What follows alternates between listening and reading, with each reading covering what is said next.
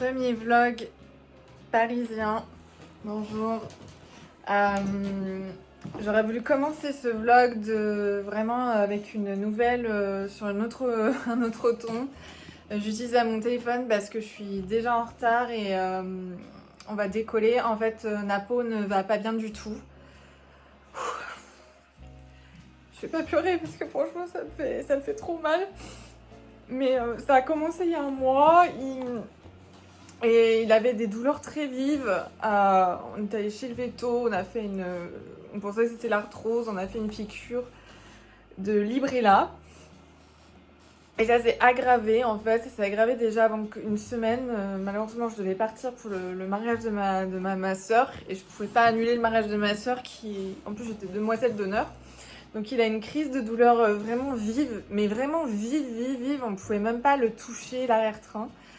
Et là, je l'ai récupéré hier, il était chez la nounou et là vraiment ça va pas du tout. Il a perdu l'arrière-train, il a perdu la mobilité de l'arrière-train. J'ai même pas commencé. En fait, je fais ce vlog en français. Je fais très sous-titres en anglais. C'est le premier vlog parisien. Honnêtement, j'aurais vraiment voulu commencer mes vlogs sur un ton tellement plus happy et vraiment heureux, mais je suis vraiment désolée, mais je pense que c'est horrible de commencer ce vlog comme ça. Mais là, vous êtes dans l'ambiance. Donc là, on part en urgence chez le veto. Et moi, je suspecte en fait un IVDD, IVD ou IVDD, je sais plus comment on appelle, mais c'est en fait une hernie discale et c'est assez grave parce que l'hernie discale, ça peut se dégrader, ça peut se rétablir comme ça peut se dégrader. En tout cas, là, c'est vraiment... l'état se dégrade. Je sais pas si je vais vous montrer en vidéo, mais il a la queue qui tombe. Mais elle est tombante. Genre, elle tient même plus. On voit qu'il a mal. Les pattes arrière, elles flanchent, elles se croisent, elles tiennent même plus. Enfin, c'est une catastrophe. Je m'en veux énormément de ne pas l'avoir conduit chez le veto plus tôt. Mais je devais partir, enfin j'ai conduit une fois, mais quand il a eu sa crise de douleur assez aiguë, malheureusement je partais le lendemain, enfin je m'en veux énormément, mais je pouvais pas décaler le mariage de ma soeur, malheureusement. J'étais demoiselle d'honneur, donc j'ai vraiment, je fais au mieux du mieux, et mais c'est pas facile. Donc aujourd'hui je vais vous emmener avec moi pour le veto. Ça va être gai. On part chez le veto, mon petit cœur. Oh, du.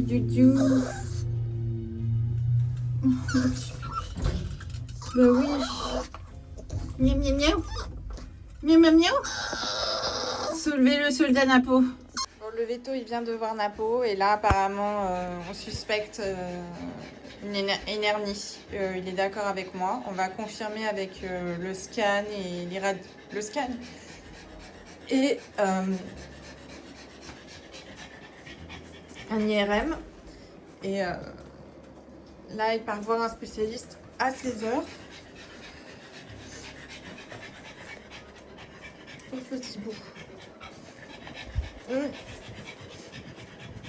Il n'arrive plus à bouger la queue elle est basse. Enfin bon, bref. Donc là, il part voir un spécialiste à 16h en urgence et peut-être opération. Ouh, petit. Je vous tiens au courant.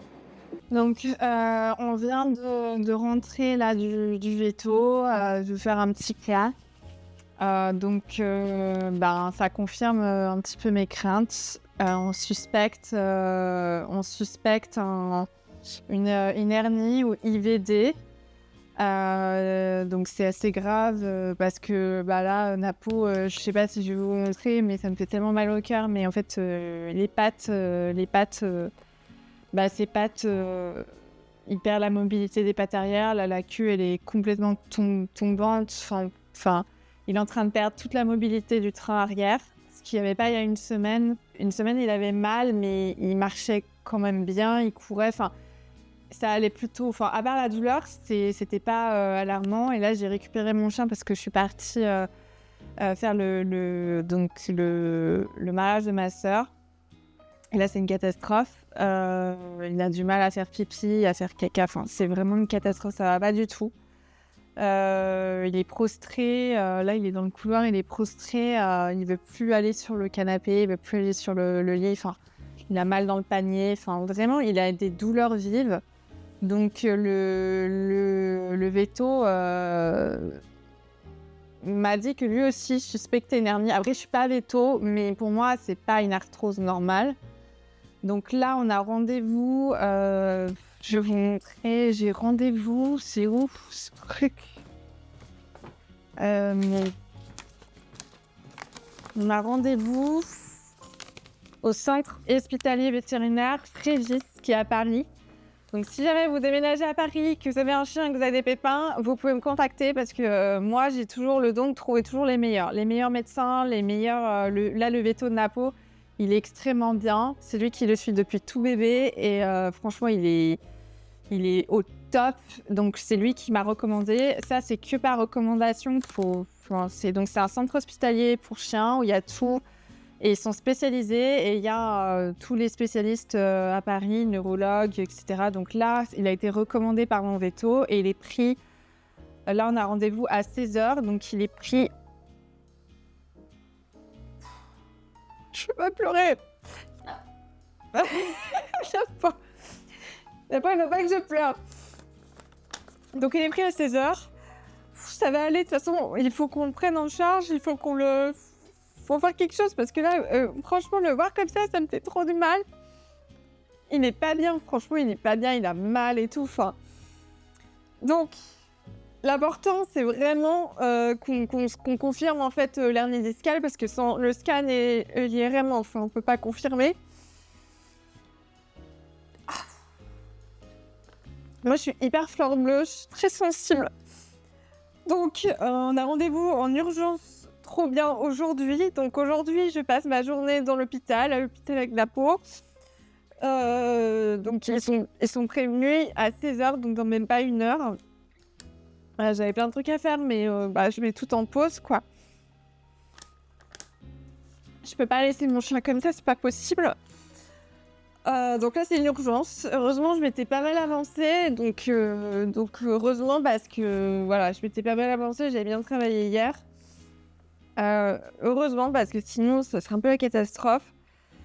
J'ai pas mangé, donc il est 14h, 15h, je n'ai pas mangé de la journée. J'ai envie de dire comme d'habitude. On va voir, parce qu'il est déjà 15h. Donc attends, Napo qui me regarde, qui comprend pas ce qui va se passer, mais mon pauvre petit. 9 rue de Verdun. 9 rue de Verdun. Oui, mon cœur. Mais oui, mais c'est pour ton bien. Parce que si jamais tu perds tes pattes, c'est foutu là. On va essayer de voir combien de minutes. Je vous montre là sur le téléphone. Donc moi, j'utilise l'application G7. C'est la meilleure. J'adore. Moi, les taxis, je kiffe. Franchement, je vous conseille de prendre des taxis et pas des Uber. Après, c'est sûr que c'est plus cher. Mais vraiment, le service, moi, je trouve qu'il est là. Ça, c'est pas à côté. Hein. C'est pas à côté. On peut voir l'arrivée. Ouais, c'est quand même 40 minutes. 40 minutes de... Donc, on va pas tarder. Je vais me repréparer et on va pas tarder. Et je pense pas que j'aurai le temps de manger. Donc, vous voyez, c'est à 40 minutes. Oh, c'est à l'autre bout de Paris. Donc, moi, j'habite... Je vais pas vous dire où j'habite, bien sûr. Mais j'habite dans le 16. Et donc... c'est à 40 minutes. Donc il faut traverser tout Paris, toute la rive. C'est une horreur. Ça va être génial. Donc ouais, on prend un taxi. Bon, je vais sécher mes larmes. De toute façon, franchement, ça sert à rien de pleurer. Après, je suis très émotive. Mais ça me fait trop mal au cœur de le voir comme ça, quoi. Ça me fait tellement mal au cœur. J'ai mal pour lui. J'ai vraiment mal. Donc je me dis, si jamais il perd la mobilité, on n'en est pas encore là, on va confirmer l'IVD ou pas. S'il n'y a pas d'IVD, moi, Moi, dans mon instinct de maman, c'est l'IVD. Même le veto, il est d'accord avec moi. Genre, je lui ai dit, moi, je suis pas veto, mais je pense que c'est une hernie discale, c'est une IVD et tout. Ce qui est commun chez les petits chiens de race, comme ça, les carlins. Et il m'a regardé, il m'a fait, mais je voulais vous dire la même chose. Je dis, bah écoute, moi, c'est sûr que j'ai pas un diplôme de veto, mais c'est pas possible que ce soit une crise d'arthrose. C'est trop violent, ça lui fait trop mal. Et surtout, il m'a dit, ce qui est pas normal chez l'arthrose, c'est la perte comme ça de mobilité aussi rapide et genre il tient plus sur ses pattes. Je vais essayer de vous montrer là, mais ça me fait tellement mal au cœur de montrer ça. Mais et la queue surtout, sa queue elle tombe en fait. C'est-à-dire qu'il a même plus de soutien. Ça lui fait mal à chaque fois qu'on veut toucher, il est comme ça. Donc vraiment l'arthrose c'est pas possible. Je pense qu'il y a un truc au niveau du dos, des hanches ou du dos, vraiment le lombaire là. Et il faut vraiment qu'on confirme ça, il faut un scan, un IRM. Moi, je suis prête à tout passer, là. Scan, IRM, radio, prise de sang. La totale. De toute façon, l'assurance, Napo, il est assuré. Je m'en fous, franchement, là, l'argent, ça sert à ça. Et j'ai même pas envie de penser à ça, quoi. Je suis sur Napo, il faut l'aider, il faut le sauver.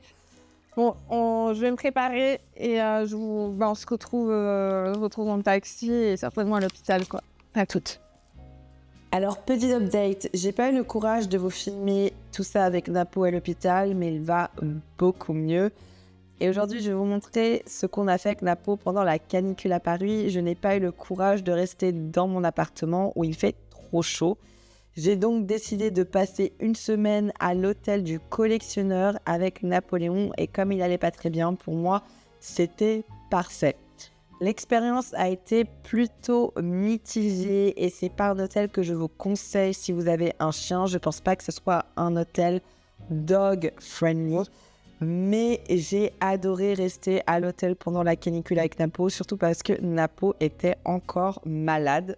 Disons que ce n'est pas forcément l'hôtel le plus dog-friendly de Paris, surtout le jour où une femme de ménage m'a demandé de passer moi-même l'aspirateur à sa place. Oui, je vous assure, j'ai juste halluciné parce qu'il y avait quelques poils de chien dans la chambre et surtout parce qu'elle avait peur du chien. Une grande première pour moi dans un hôtel 5 étoiles comme celui-là. Mais il y avait aussi un avantage, l'hôtel était rempli de touristes venus du monde entier. J'ai donc pu observer et étudier leur look pendant toute la semaine et vous dire vraiment ce qui est parisien et ce qui n'est pas parisien. Et croyez-moi, j'ai beaucoup pris de notes. J'ai pris beaucoup de notes. Napo a absolument adoré cette semaine à l'hôtel. Honnêtement, c'était vraiment aussi pour mon chien parce que je pense que si on était resté dans l'appartement à 38 degrés à Paris, non seulement moi j'aurais été malade, honnêtement il faisait 38 degrés dans mon appartement, mais je pense vraiment que ça aurait été extrêmement dangereux pour Napoléon parce que les carlins comme lui ne supportent pas la chaleur. Ça peut être mortel, c'est-à-dire que Napoléon aurait pu mourir. Donc honnêtement, bah oui, j'ai payé très cher cette semaine, mais j'ai adoré. Mon chien était content, il était en sécurité, dans une chambre à 19 degrés, au frais, à la clim. Voilà ce qu'on a fait. Je sais que beaucoup de Parisiens ont souffert, mais nous, on a préféré rester et passer cette semaine à l'hôtel du collectionneur à Paris. Dites-moi si vous voulez que je vous fasse une revue de cet hôtel, franchement, parce qu'il y a beaucoup de choses à dire. Il y a des choses que j'ai adorées, il y a des choses que j'ai moins adorées.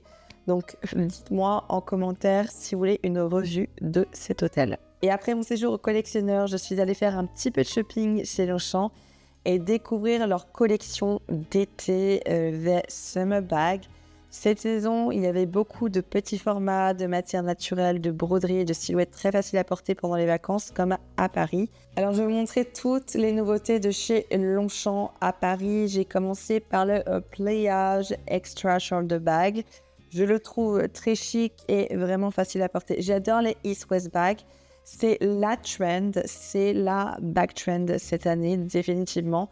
Et je pense que Longchamp devait lancer leur collection East-West. J'aime beaucoup sa forme baguette. Donc, on a vraiment le côté classique du shoulder bag, du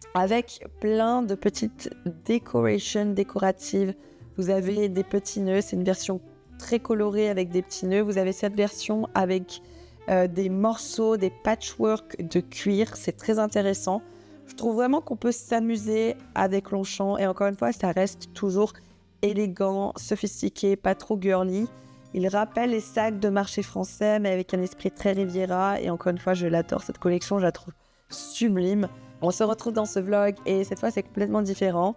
J'ai été gentiment invitée par le musée Mayol pour découvrir probablement la plus grosse, très certainement la plus grosse rétrospective consacrée à Gianni Versace. C'est probablement la plus grosse exhibition à Paris de cette année. Elle est énorme, on en a entendu parler partout. C'est la première grande exposition française dédiée aux créateurs depuis 1986, avec près de 450 pièces. Vous avez des vêtements originaux, des accessoires, des croquis, des photographies, mais aussi des vidéos du défilé et des interviews d'archives exclusives. Je suis une grande fan de Versace. Et oui, c'est pas forcément le style parisien, mais je suis une très grande fan de Gianni Versace. J'adore le Versace par Gianni Versace. L'exposition montre surtout à quel point ses inspirations étaient nombreuses. On retrouve la mythologie grecque, la célèbre Méduse, l'art baroque, l'opéra italien, la religion catholique, le pop art, mais aussi l'énergie très particulière des années 1980 et 1990. Ce que j'ai adoré dans cette exposition, c'est qu'on montre toutes les facettes de Gianni Versace. Of course, vous avez cette facette baroque qui vraiment définit l'esthétique de chez Versace avec ses imprimés très Versace, la méduse. Vous avez le full look Versace avec le legging Versace, les chaussures Versace, enfin tout, même le blazer. Vous avez aussi une partie des supermodèles, bien sûr, qui ont défini les années 80 et 90. Mais vous avez aussi une version moins connue de chez Gianni Versace. Of course, la version bandage, toutes ces connexions SM, bandage qui vraiment est très intéressante. Mais vous avez aussi le minimalisme chez Versace qui est avant sa mort. Et peu de gens le connaissent. Mais oui, Versace a été aussi porté par ce qu'on appellerait aujourd'hui le quiet luxury ou le minimalisme. Parce que dans les années 90, on a eu toute cette époque portée par Calvin Klein avec le minimalisme new-yorkais, américain. Et vraiment, là, vous voyez vraiment du Versace. Vraiment, je trouve que là, on voit vraiment le génie, en fait, de Gianni. Encore une fois, j'ai adoré cette exposition. Vraiment, je vous la conseille. Si vous êtes sur Paris, vous devez absolument la voir. Je crois qu'elle est jusqu'au mois de novembre. Donc, courez, allez la voir si vous visitez Paris, si vous êtes là au mois de septembre, octobre, novembre. Et on se retrouve dans ce nouveau vlog. Et maintenant, on est chez Fleuron. Je vais vous montrer les nouveautés de chez Fleuron. Fleuron, c'est une marque parisienne de sacs que j'adore. Beaucoup d'entre vous m'ont demandé de faire une revue de chez Fleuron. Ça faisait longtemps que je voulais la faire et c'est ma première collaboration avec la marque. Je suis absolument enchantée. Ils m'ont gentiment aussi invité à découvrir la boutique et à vous montrer les nouveautés.